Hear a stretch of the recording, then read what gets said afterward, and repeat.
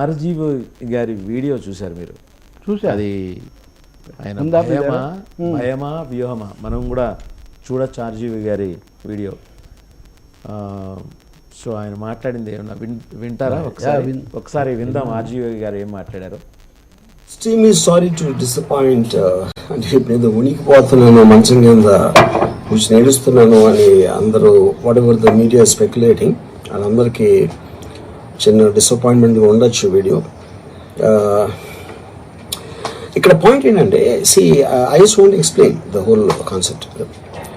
ఇప్పుడు నేను ఆల్మోస్ట్ ఒక 1 year బ్యాక్ ఏదో ట్వీట్స్ పెట్టాను అనే ఎలిగేషన్.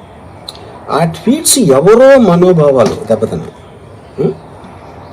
ఇక్కడ విచిత్రం ఏంటంటే 1 year బ్యాక్ పెట్టిన ట్వీట్స్ 4 డిఫరెంట్ ప్లేసెస్లో 4 డిఫరెంట్ జ్యూరిస్డిక్షన్స్లో 4కి ఒకే 3-4 రోజుల వ్యవధిలో వాళ్ళ మనోభావాలు దెబ్బతిన్నాయి. వాళ్ళు ఆ పరంగా కంప్లైంట్ ఇవ్వడం, కేసులు పెట్టడం జరిగింది. ఇక్కడ పాయింట్ 1 ఎవరి మీద అయితే నేను పెట్టానని వాళ్ళు చెప్తున్నారో వాళ్ళకి లేదు, ఎవరో థర్డ్ పార్టీ అసలు సంబంధం లేను. ఓకే, సో చూసారు కదా, అంటే ఆయన జస్టిఫికేషన్ మోడ్లోకి వెళ్ళిపోయాడు తాను పెట్టిన ట్వీట్స్. మీరు జస్టిఫికేషన్ మాత్రమే కాదు, ఈజ్ ఛాలెంజింగ్. ఆయన ఛాలెంజ్ చేస్తున్నాడు. మొదటి సంగతి ఈ వీడియో విడుదల చేయడం ద్వారా ఆయన పారిపోలేదు, రహస్యంగా లేడని చెప్పడానికి ఏం ఆస్కారం లేదు. ఎందుకంటే ఆయన ఎక్కడ రికార్డ్ చేశాడో ఆయన ఏం చెప్పలేదు. సో అది అజ్ఞాతంగానే రికార్డ్ చేశాడు ఆయన. నెంబర్ 1 ఆ హక్కు ఆయనకు ఉంది, నేనేమి కాదంటలేదు. నేనేం భయపడడం లేదని నిరూపించడానికి ఈ వీడియో పంపిస్తున్నాను అన్నాడు. ఒకవేళ I'm talking from Vetapalem, I'm talking from Mambalam అని చెప్పుంటే అప్పుడు ఆయన ధైర్యంగా చెప్పాడని అనుకోవచ్చు. మీరు రహస్య ప్రదేశం నుంచి వీడియో విడుదల చేసి డైరెక్టర్ గారికి ఈ విషయాలన్నీ తెలియను కదా. నెంబర్ 1 దాన్ని వదిలేసేయండి. నెంబర్ 2 మీరు చేసింది పొరపాటు అనుకుంటున్నారా లేదా? కేసులను నేను లీగల్గా ఎదుర్కోండి. చేసింది పొరపాటు అనుకుంటే ఒక విషయం చెప్పాలి, లేదంటే ఇది తప్పు, నేను భావ ప్రకటన స్వేచ్ఛ అని చెప్పి మీరు అలా చేయట్లా. ఏడాది కిందట ఏవో ట్వీట్లు చేశాను, ఏవో ట్వీట్లు అని తన గురించి తనే ఏవో ట్వీట్లు చేస్తాడైనా. అంటే ఇంత దుమారం రేగిన తర్వాత కూడా ఆ ట్వీట్లు ఏవో ఆయన చూడలేదా? వాటి మీద వాళ్ళు బాధపడాలి, కానీ వేరే 4 నా మీద కేసు పెట్టడం ఏంటని అడుగుతారు. సార్, పరువు నష్టం దావాలో అయినా అసభ్యమైనటువంటి పోస్టుల విషయంలో అయినా ఎవరైనా పెట్టవచ్చు సార్. ఇది మనోభావాల గాయమనో లేకపోతే వివిధ వర్గాల మధ్య సంబంధాలకు భంగం కలిగిస్తుందనో పెడితే ఎవరైనా కేసు పెట్టవచ్చు అండి. దానికి ఏమీ వాళ్ళే పెట్టాలని ఏమీ లేదు.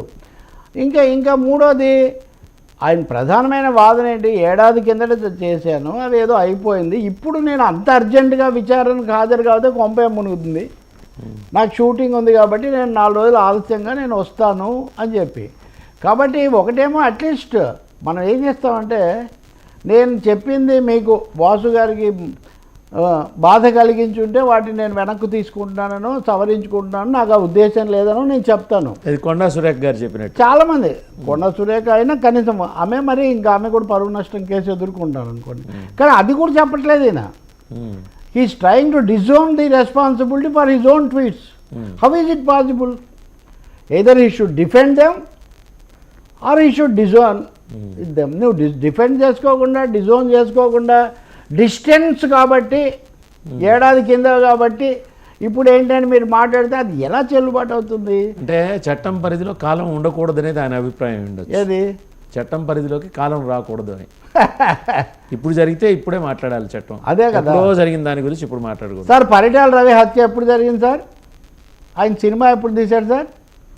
అసలు అప్పటికి రాష్ట్రము చాలా వరకు మార్పులు వచ్చాయి, తీయలేదా? కాబట్టి ఇంకా అంతకంటే వంగవీటి రాధది ఎప్పుడు జరిగింది సార్?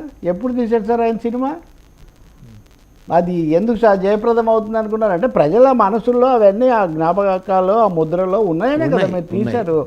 ఏడాది కిందట మాట్లాడి వాళ్లే కదా ఇప్పుడు పరిపాలకులుగా ఉన్నారు. అలాగే ఇప్పుడు మీరు అదేదో అమ్మరాజ్యంలో అని మార్చారు. ఏవేవో మీరు తీసినవన్నీ రాజకీయ సినిమాలు. మీరు you thought of floating on political content. కాబట్టి ఏదైనా సరే ఆయన ఒక్కసారి అదేదో ఫేస్ చేస్తే అయిపోతుంది కదా విచారణ. అదే కదా ఆయన గొప్ప మానవతా దృష్టితో నిర్మాత గారికి నష్టం కలుగుతుంది కాబట్టి డబ్బు ఖర్చు పెట్టాడు కాబట్టి నేను షూటింగ్లో ఉన్నానని. షూటింగ్ అన్నారు కానీ షూటింగ్ ఎక్కడో చెప్పలేదు. ఇంకెందుకు సార్ ఛాలెంజ్లు, నేను రహస్యంగా లేను, నేనేం పారిపోలేదు, నేను ఆయనేమి తప్పు పట్టట్లేదు, కానీ గొప్పగా ఇతరులను తప్పు పట్టొద్దని మాత్రం చెప్తున్నా. రైట్. మీది తప్పు కాదు, లేదా నేనేం భయపడలేదని మీరు చెప్పుకుంటూ ఇతరుల మీద ఎందుకు, ఎవరో మిమ్మల్ని లేదో అన్నట్టు, మీడియా వాళ్ళు మిమ్మల్ని లేదో, మీడియాతో ఆడుకుంటున్నారు, మీడియాను వాడుకుంటున్నారు. మీరు ఇంతకుముందు చేశారు, ఇప్పుడు కూడా జయప్రదంగా చేస్తున్నారు.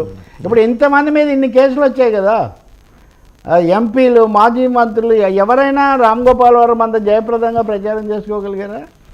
పోనీ ఇప్పుడేం చేస్తున్నాడో చెప్పారా? పోనీ ఇప్పుడు కూడా నేను ఫలానా తేదీన హాజరవుతాను చెప్పట్లేదు, చెప్పడం లేదు కదా. మీరు అన్నీ దాటవేసి నేను దేనికి భయపడడం లేదని చెప్తే ఇంకా అది ఏమంటారు దాన్ని ఇంకా.